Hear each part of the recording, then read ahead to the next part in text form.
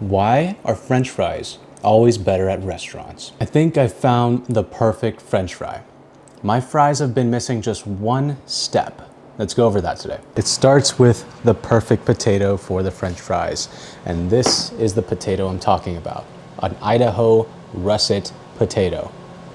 I'm sorry everyone else that's not America, but this is the perfect potato for French fry. It's got the most starchiness to it, and this is what everyone uses. This is what McDonald's uses.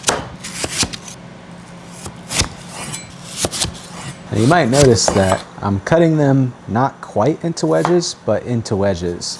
And when I say that, I mean like it's a different kind of cut that we do in restaurants with certain veggies where they're all sort of like mismatched, not like perfect wedges. See, like this right here would be considered like a perfect wedge.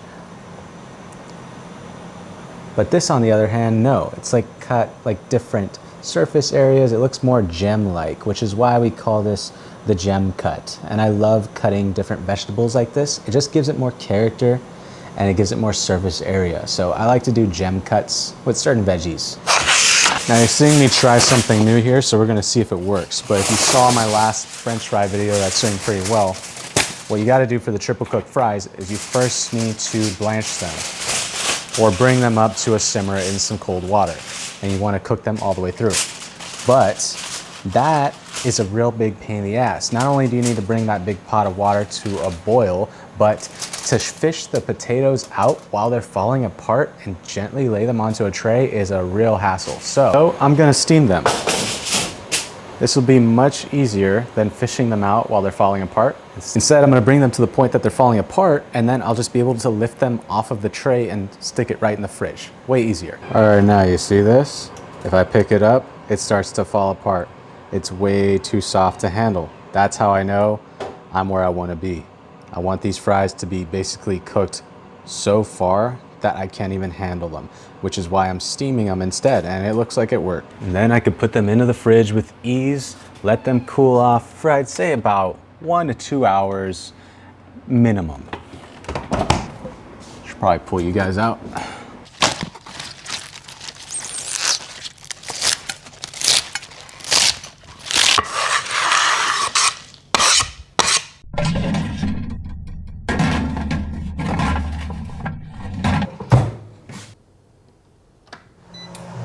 Why is this something that I do? This is something I stumbled upon as a preservation process. Say you have a lot of green onions or chives or some sort of leftover produce, you can dehydrate it, turn it into a powder, and then make your own green ranch, which is fucking delicious.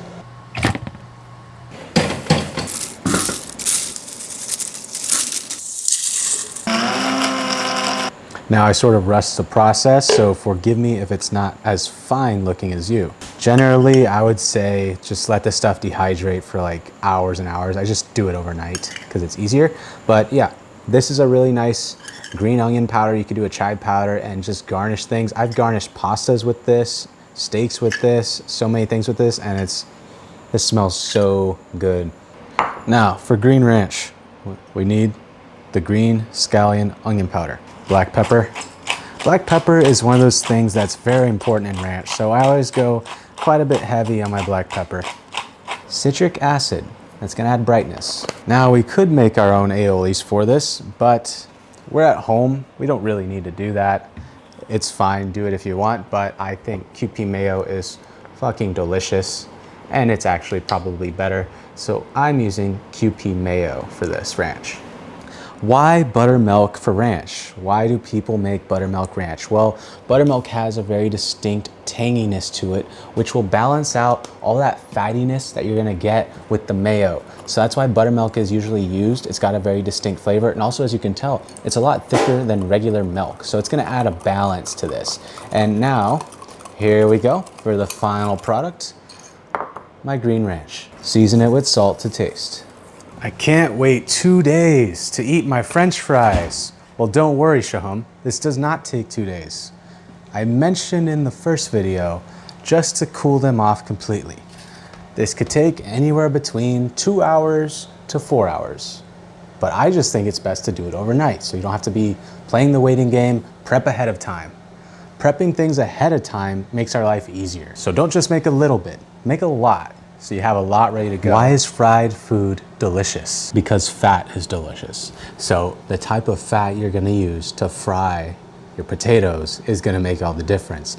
I've got a beef duck fat blend going on here. Oh, hey, good to see you. So, first fry. This is the first fry. I am getting 300 degrees Fahrenheit. Now, why the reason for the first fry? I already cooked the potatoes fully. I talk about this in my French fry video, but I'll say it again. The potato is already fully cooked, but what I'm doing is I'm cooking the outer layer just a little bit more so I can build a crust. Imagine like when I'm making a steak and I want to have a nice sear, I'm building a crust. Same thing with the potato. I'm basically further dehydrating the outer layer of that potato, which is thus gonna give me a much nicer, crispier texture on my potato. Flavor is about texture. The more texture, the more flavor we're gonna have. I'm not agitating them, I'm just letting them be and do their thing and build that extra layer of crust. Look, I'm gonna be the one to tell you, this is not how I'm used to doing French fries. You might be saying, hey, that's not how you do French fries. All you have to do is blanch them first in oil and then all you have to do is one fry first and then another fry at the end. I know, I did that for years in the restaurants, but this is the triple cooked fry, which gives you a much better texture. I'll be the first to say that I think I've been doing it wrong for years because this is so fucking good. This is a far superior French fry. And I just discovered this year and I love it. Thank you to my buddy Chris Young, who helped develop this at Heston Blumenthal's restaurant, The Fat Duck. It's amazing. I love this. That is what we're looking for right there.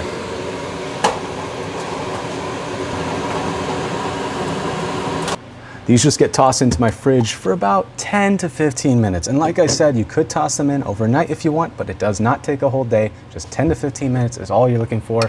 And this is what it should look like. It should look like a leathery skinned potato. That's basically it. I'm making a certain fry that resembles what's called a JoJo.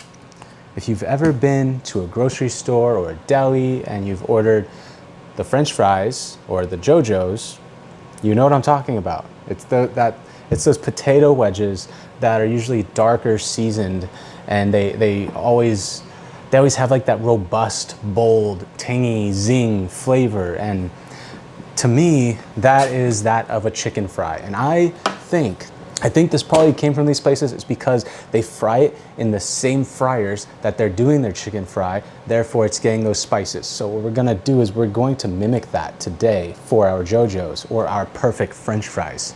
Peppercorn, cayenne pepper, paprika, garlic powder, onion powder, Mediterranean oregano, not Mexican oregano. If you wanna know why, go watch my video on chicken fry right now. Kosher salt, nutrition's yeast. This step is optional, but I think this is what makes the perfect French fry, the JoJo. So we're gonna do the chicken fry before we fry them, just like you would any other chicken fried thing, because you want all those spices to cook and caramelize and do their thing. So I'm not gonna finish it with the chicken fry. I'm gonna start it with the chicken fry. And I'm just gonna give them a nice even coating with that.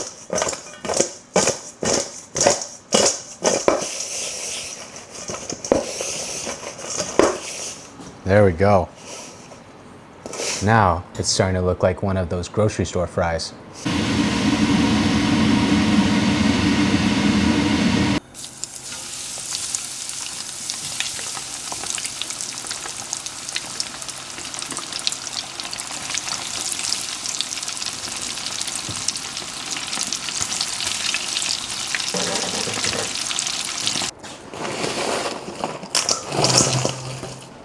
And all they need to finish is just a little salt. That is a beautiful thing. The separation of the skin to the potato, and it looks super crispy.